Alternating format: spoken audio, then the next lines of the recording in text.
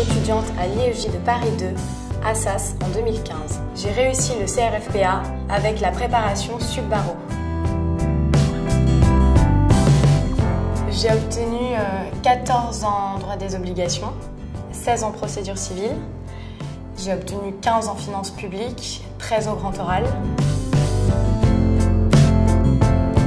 Pour ma part, je conseillerais cette prépa qui a été pour moi d'une grande accessibilité avec des intervenants toujours disponibles, généreux. Et nous, en tant qu'étudiants, souvent le problème dans ce concours, c'est qu'on n'a pas confiance en nous, on a très peur. Or, les intervenants, là en l'occurrence, nous ont appris à croire en nous et à croire en notre réussite, ce qui n'est pas forcément chose aisée lorsqu'on passe un examen de ce niveau-là. Évidemment, un grand merci à Mickaël Benilouche et à Amandine Sarfati pour leur disponibilité, leur générosité, leur sensibilité et leur façon de savoir s'adresser à chaque étudiant de manière distincte. Ils ont su aussi s'adapter aux personnalités des gens. C'est ce qu'on ne trouvera jamais dans une prépa dans laquelle on veut simplement vendre des supports ou vendre des cours. On n'est pas dans une optique comme ça à sub-barreau. À sub-barreau, ce qui prime, c'est la relation entre les autres et cette relation qui crée une force.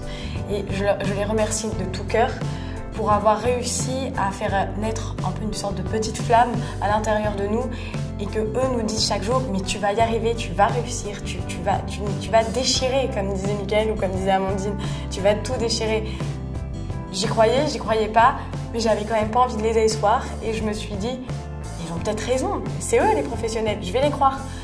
Et je les ai crus et j'ai effectivement on peut appeler déchiré. Je ne m'attendais pas du tout à avoir ce genre de notes et je les remercie de tout cœur pour m'avoir fait prendre confiance en moi à tel point.